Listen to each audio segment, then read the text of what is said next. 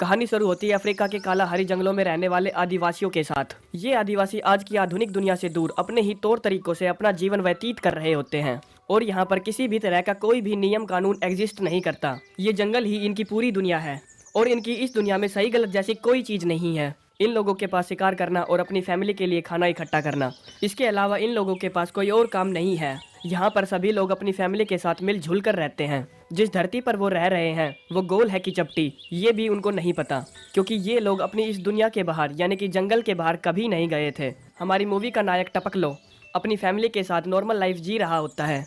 अब एक दिन टपकलो जंगल में शिकार करने के लिए जा रहा था, तभी उसको आसमान में एक बड़ी सी चिड़िया दिखाई देती है जो कि एक अजीब सी आवाज़ निकालते हुए उड़ रही थी। हम देखते हैं कि प्लेन का कैप्टन कोल्ड ड्रिंक पी रहा है और अपनी कोल्ड ड्रिंक खत्म करने के बाद खाली बोतल को अपनी खिड़की से बाहर फेंक देता है, जो कि सरसराट की आवाज़ करते हुए टपकलो के सामने जाकर गिरती है। टपकलो जब उस चीज़ के पास जाता है तो पाता है कि उसने इतनी चमकदार चीज़ इससे पहले कभी नहीं देखी थी, जो कि देखने में तो पानी जैसी थी लेकिन बहुत सख्त थी। टपकलो को लगता है कि ईश्वर ने ये तोहफा धरती पर इसके लिए भेजा है और टपकलो सोच में पड़ जाता है कि ईश्वर ने इतनी अजीब दिखने वाली चीज़ धरती पर इसके पास क्यों भेजी। अब टपकलो इस खूबसूरत चीज़ को लेकर अपने परिवार के पास जाता है।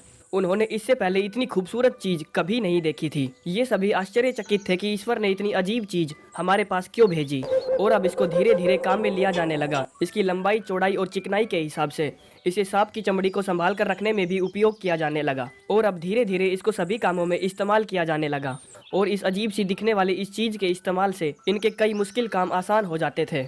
अब सभी लोग इस चीज़ को इस्तेमाल करना चाहते थे।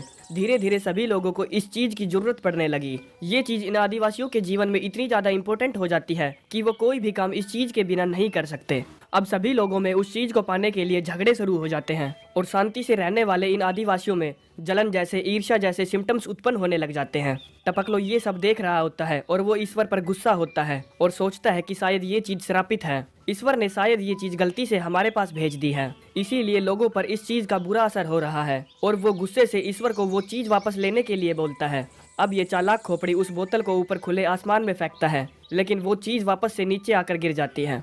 अब एक बार फिर से वो उस बोतल को उठाकर फिर से खुले आसमान में फेंकता है, लेकिन इस बार वो बोतल उसके बेटे के सिर पर आकर गिरती है।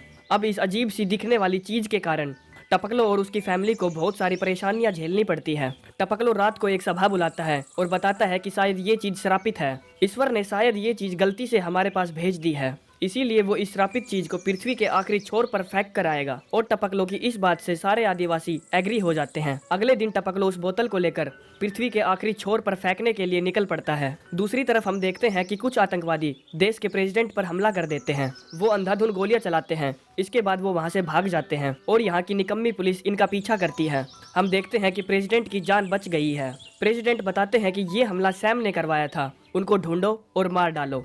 दूसरी तरफ हम देखते हैं कि इस हमले का लीडर जंगल में जाकर छिप गया है और तभी उसके भेजे हुए 4 आदमी वापस आते हैं। कहते हैं कि हमने कर दिखाया, हमने प्रेसिडेंट को मार दिया। सैम उनको बताता है कि प्रेसिडेंट इस हमले में बच गए हैं और तभी पुलिस वाले अपना हेलीकॉप्टर लेकर सैम को ढूंढते हुए जंगल में आ जाते हैं। सैम हेलीकॉप्टर पर आरपीजी से फायर करता है, जिसके कारण हेलीकॉप्टर ब्लास्ट हो जाता है और ये यहाँ से 9-2-11 हो जाते हैं। दूसरी तरफ जंगल में हम एक बायोलॉजिस्ट को देखते हैं जिसका नाम एंड्रू है और वो हाथी की बीमारी को ठीक कर रहा था। वो हाथी की एक लीड का सैंपल लेकर अपने कैंप की तरफ बढ़ता है, जहाँ हम उसके असिस्टेंट, उसके ड्राइवर एम्पुडी को देखते हैं। तभी यहाँ पर एक फादर आते हैं। एंड्रू फादर से पूछते हैं कि आप घोड़े पर क्या कर रहे हैं। फादर बताते हैं कि मेरी कार का एक्सीडेंट हो गया था। कहते हैं कि मुझे एक नई स्कूल टीचर को पास के ही शहर से लेकर आना है। एंड्रू एम्पुडी से पूछता है कि क्या इस कार की मरम्मत हो गई है। एम्पुडे बताता है कि इस गाड़ी का स्टीयरिंग और ब्रेक अच्छे से काम नहीं कर रहे हैं। एंड्रू फादर से कहता है कि अगर आप बुरा ना माने तो क्या मैं उस स्कूल टीचर को लेकर आ सकता हूँ। अब एम्पुडे एंड्रू को बताता है कि इस गाड़ी को बंद मत करना और इस गाड़ी के ब्रेक्स भी मत लगाना, क्योंकि इस गाड़ी के ब्रेक्स खराब हैं। हम देखते हैं कि टपकलो जंगल में आराम कर रहा था, तभी उसके बगल से वो कार फुल स्पीड में गुजरती है, जिसकी आवाज से वो जग जाता है। टपकला सोचता है कि ये बड़ा ही अजीब जानवर है, जिसके अजीब से 4 गोल पैर हैं और वो अपने पीछे अजीब से निशान छोड़ गया, जैसे कि 2 बड़े सांप वहाँ से गुजरे हों। दूसरी तरफ हम देखते हैं कि वो स्कूल टीचर रास्ते में इंतजार कर रही होती है और एंड्रू रास्ते में होता है, जहाँ पर एक फाटक आ जाता है जिसे उसे उतर कर खोलना पड़ता है और वो अपनी गाड़ी के ब्रेक्स भी नहीं लगा सकता और ना ही अपनी गाड़ी को बंद कर सकता है। वो वो एक अजीब सी सिचुएशन में फंस जाता है, परंतु जैसे तैसे करके वो इस सिचुएशन से निकल जाता है और अपनी गाड़ी को उस फाटक से निकाल लेता है। दूसरी तरफ हम देखते हैं कि प्रेसिडेंट पर हमला करवाने वाला सैम एक गाँव में पहुंच जाता है। सुना नहीं, लेट जाओ।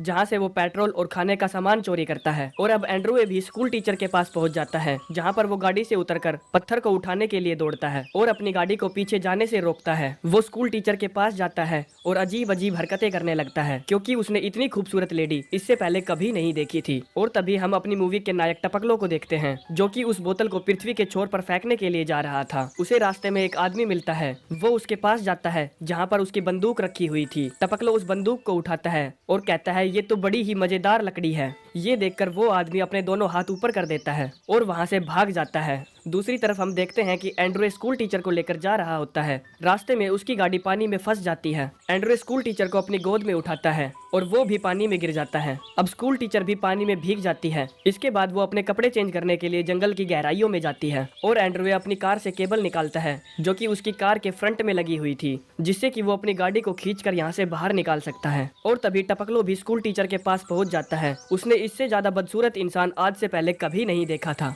इसकी रंगत इतनी पीली थी जैसे कि सड़ी हुई लकड़ी का अंदर का हिस्सा। टपकलो उसको देखकर मुस्कुरा रहा होता है। तभी स्कूल टीचर की नजर टपकलो पर पड़ती है, जिसे देखकर वो डर जाती है। वो टपकलो को यहाँ से जाने के लिए कहती है और अपने कपड़े पहनने लग जाती है। जब स्कूल टीचर अपने पूरे कपड़े पहन लेती है, तब टपकलो को लगता है कि शायद यही भगवान है और वो स्कूल टीचर को वो बोतल लौटाने के लिए जाता है। लेकिन स्कूल टीचर उससे बिना कुछ बोले ही वहाँ से चली जाती है। वो स्कूल टीचर के पीछे जाता है, जहाँ पर टपकलो एक और ईश्वर से मिलता है। एंड्रू तंबाकू का सेवन कर रहा था, जिसकी वजह से उसके मुंह से धुआं निकल रही थी। टपकलो सोचता है कि ये आग उगलने वाला भगवान है। टपकलो एंड्रू के पास जाता है और कहता है कि ये तो आपकी अच्छाई थी जो आपने मुझको ये तोहफा दिया, कृपया करके आप इसको वापस ले लीजिए। और एंड्रू उस बोतल को लेने से मना कर देता है। तभी टपकलो को एक अजीब सा जानवर दिखता है, जिसके पैर ऊपर नीचे होने के बदले गोल गोल घूम रहे थे, और देखता है कि इस अजीब से जानवर पर एक भगवान सवार है, जिसका शरीर लाल चमड़े का बना हुआ है। एम्पुडे पूछता है कि ये बुशमैन यहाँ पर क्या कर रहा है। दरअसल कालाहारी के जंगलों में रहने वाले इन आदिवासियों को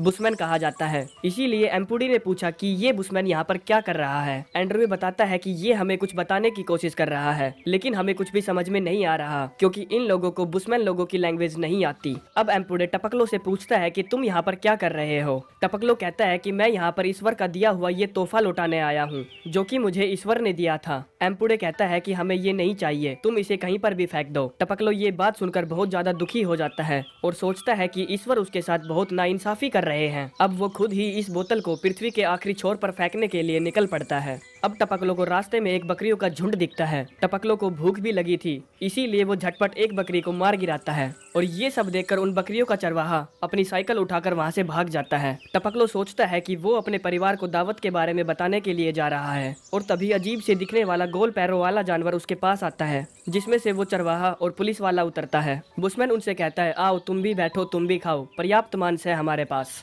पुलिस वाला गुस्से में कुछ बड़बड़ाता हुआ उस बकरी को उठाकर अपनी कार की छत पर डाल देता है। टपकलो कहता है कि तुम्हारा व्यवहार अच्छा नहीं है, और वो एक और बकरी को मारने के लिए आगे बढ़ता है। पुलिस वाला उस पर चिल्लाता है और उससे रुकने के लिए कहता है, परंतु टपकलो को इतने बुरे आदमी से कोई मतलब नहीं है। पुलिस वाला अपनी गन निकालता है और हवा में फायर करता है, जिसकी वजह से बुशमैन को लगता है कि बिजली कड़की और सारी बकरियां इधर उधर भागने लगी। बुशमैन भी उन बकरियों के पीछे दौड़ता है और पुलिस वाला उसके पैर पर फायर कर देता है, जिसकी वजह से वो घायल होकर वहीं जमीन पर गिर जाता है। अब पुलिस वाला उसको उठाकर पुलिस स्टेशन लेकर जाता है, जहाँ पर कोई भी उसकी भाषा नहीं जानता था, इसीलिए उसे अदालत में पेश किया जाता है। हम देखते हैं कि एम्पुडी को एज अ ट्रांसलेटर इस कोर्ट में बुलाया गया है, और यहाँ टपकलो पर बकरी मारने का इल्जाम सिद्ध हो जाता है। कोर्ट उसे 3 महीने की सजा सुनाता है। एम्पुडी एंड्रू के पास वापस आता है। उसे बुशमैन की बहुत ज्यादा चिंता खाई जा रही थी। एम्पुडी एंड्रू से बताता है कि उसने कभी दीवारें नहीं देखी होंगी और उसे अब काल कोठरी में रहना पड़ेगा। वो जीवित नहीं बच पाएगा, वो मर जाएगा,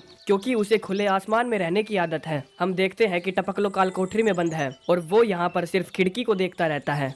एम्पुडी टपकलो से मिलने जाता है और यहाँ पर उसे पता चलता है कि टपकलो ने पिछले 1 हफ्ते से कुछ नहीं खाया। टपकलो माफी भी मांगता है। अब एम्पुडी वकील से मिलता है और कहता है कि वो निर्दोष है। कहता है कि कोई तो रास्ता होगा इसको यहाँ से निकालने का। वकील बताता है कि एज अ गार्डियन तुमको उसकी जिम्मेदारी लेनी होगी। कहता है कि ना ही उसके पास कोई डिग्री है और ना ही उसको पढ़ना लिखना आता है। एम्पुडी कहता है कि उसे जंगली जानवरों और पेड़ पौधों की अच्छी समझ है। इसके बाद एंड्रवे उसको एज अ विशेषज्ञ हायर कर लेता है। अब ये तीनों वहाँ से अपने कैंप की ओर चले जाते हैं और तभी हम देखते हैं कि सैम ने अपने लोगों के साथ मिलकर स्कूल पर हमला कर दिया है। वो वहाँ से सभी बच्चों और टीचर को अगवा कर लेता है। हम देखते हैं कि एंड्रवे बुशमैन को कार चलाना सिखा रहा है। सैम उन सभी बच्चों और टीचर को अगवा करके जंगल में ले जाता है, जहाँ पर ये तीनों भी जंगली जानवरों की स्थिति जांचने के लिए जाते हैं। अब एंड्रवे अपनी दूरबीन से देखता है कि यहाँ पर बहुत सारे बच्चे और हथियारबंद सैनिक भी हैं। एंड्रवे को पता चलता है कि टीचर को भी अगवा किया गया है। अब ये तीनों मिलकर एक प्लान बनाते हैं, जिसके अंदर ये टपकलों के लिए एक छोटा सा धनुष बनाते हैं और उसकी तीर को जहर में डुबो देते हैं, जिसके लगते ही वो लोग बेहोश हो जाएंगे। अब टपकलो बड़ी ही चालाकी से उनके ग्रुप में जाकर शामिल हो जाता है। वो एक एक करके सभी को वो जहरीला तीर मारता है, जिससे वो सभी लोग वहीं पर बेहोश हो जाते हैं। हम देखते हैं कि 2 लोग बच गए हैं जो पहाड़ी के अंदर बैठकर ताश खेल रहे थे, और तभी ये सभी लोग इन गुंडों की बंदूक उठाकर दौड़ने लगते हैं। तभी एक बच्चे से गलती से गोली चल जाती है, जिससे उन दोनों गुंडों का ध्यान इन पर पड़ता है। वो दोनों इनका पीछा करते हैं और टीचर इन दोनों पर गोलियां चलाती है, जिसकी वजह से यहाँ पर क्रॉस फायरिंग होने लगती है। और तभी एंड्रू और एम्पुडी भी वहाँ पहुंच जाते हैं। ये दोनों गुंडे उन पर भी गोलियां चलाने लगते हैं, लेकिन कुछ ही देर में पुलिस वहाँ पर पहुंच जाती है और वो सैम और उसकी टोली को गिरफ्तार कर लेते हैं। और अब बुशमैन के भी यहाँ पर 3 महीने पूरे हो गए थे। इसके बाद एंड्रू बुशमैन को कुछ पैसे देता है, जो कि बुशमैन के लिए बिल्कुल बेकार थे, लेकिन फिर भी वो उन पैसों को ले लेता है और अब वो वहाँ से उल्टी दिशा में चलने लगता है, क्योंकि उसे अब वो खोई हुई बोतल ढूंढनी है और उससे छुटकारा पाना है। बुशमैन को वो बोतल वहीं पर मिलती है जहाँ पर वो बकरियों का शिकार कर रहा था। वो उस बोतल को उठाता है और पृथ्वी का आखिरी छोर ढूंढने के लिए निकल पड़ता है। वो कई दिनों का लंबा सफर तय करता है और एक दिन वो एक पहाड़ी के किनारे पहुंच जाता है,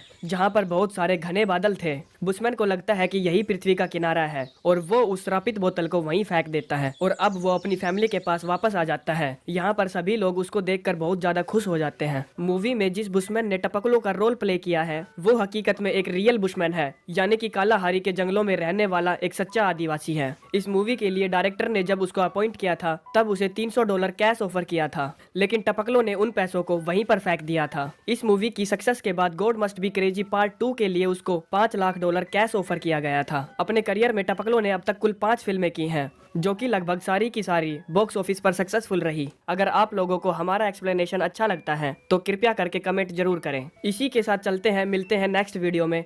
धन्यवाद।